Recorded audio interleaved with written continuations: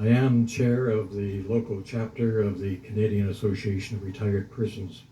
We have approximately 1,500 members in this area, 330,000 across the country. In the deliberations today, we haven't heard much about the future residents of this particular development.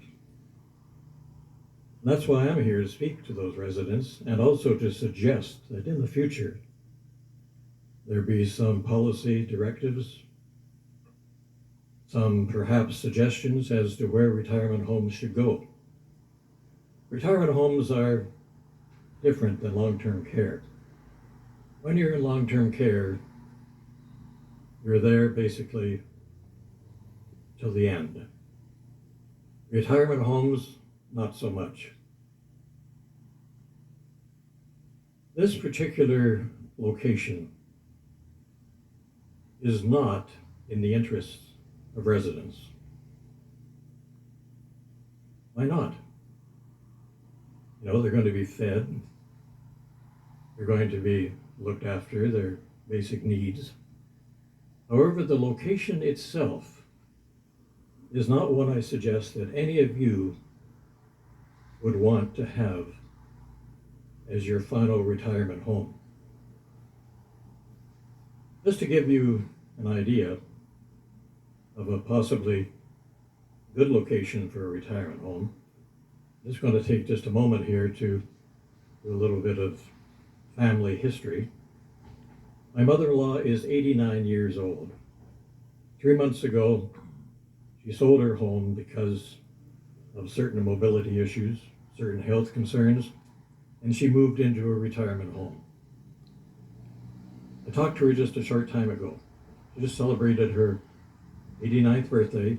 My wife is with her now in the community of Duncan on the island in British Columbia. Duncan's services approximately 85,000 people. And I talked to my mother-in-law. I said, "How are you doing?" She said, "Great. I was just out of the residence. I walked one block downtown. I was able to walk downtown without my walker. I was able to walk by myself. There were a few benches along the way. The other day, I walked in the other direction to the park. It was 1 block away." Now, I suggest here, and I heard our professional planner say that, well, this is not a bad location. You can walk down to the arena. You cannot walk down to the arena. You cannot walk down to the park.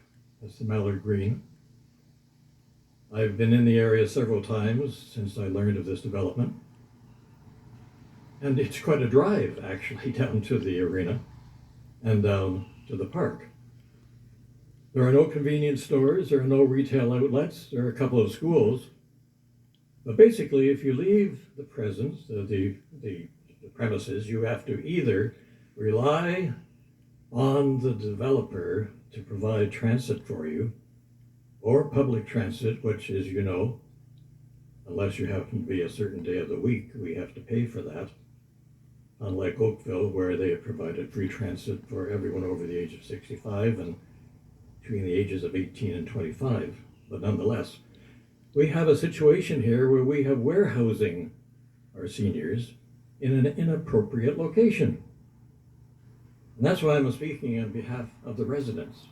Now, I realize that we're satisfying all of the other requirements, the provincial policy statements, our official plan, all the different regulations.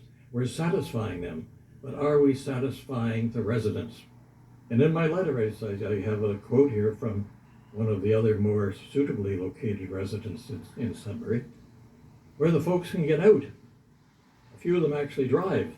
Is there enough parking spaces for those residents who may have their own vehicles? And if they don't, they're basically there for life, whatever life there remains. And we know that in many of these retirement homes, the average age is around 78. Now, hopefully they're going to live to 100 plus. But nevertheless, are they going to be isolated in this particular development?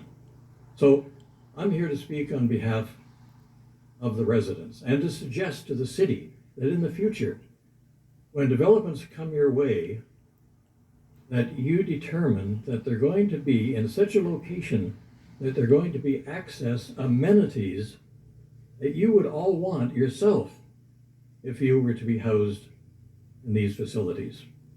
We know we can't change it right now. We know the provisions that exist, but in the future, that's what we're looking at. And this particular location is unsatisfactory for a number of other reasons, which I'm sure will be presented. But I think primarily we have to look at those residents who are going to be there, who are going to be warehoused in this facility, and are going to be paying upwards, as we know, a minimum probably in the $3,500, upwards of the $6,000 range. Now, we know they can afford it. We know we have surveyed our citizens in this community, and the research has been done by the developers that know there's a segment of the population selling their homes and facing circumstances that require them to go into this type of residence, which I may go into myself. Sometimes I visit them and I'm afraid I'm not going to be let out because they're going to keep me. Which I look at the menu and they're not too bad, actually. But I still want to be able not just to look out my window and see Algonquin Boulevard or the other streets nearby and maybe a few trees growing out there, but I want more than that. I want to live in the community and be able to get out and appreciate the other amenities that are available to all the other citizens in the community, not just the ones who are in this either 4- or 6-story building. So speaking, as I said, on behalf of the future residents, I know some of them will be there and will not probably go outside, but others may want to go outside. And are they going to be able to do that in that particular location? It is as I mentioned, I'm in the Mineral Lake area. I don't get down to the south end that often, but I've been down a few times in the past week. It's a beautiful location, a beautiful residential area. And it's going to have this 4- or 6-story building located, would you believe, on a floodplain. I mean, that is basically my submission, and I would hope that, as I said, probably cannot be looked at now, but in the future.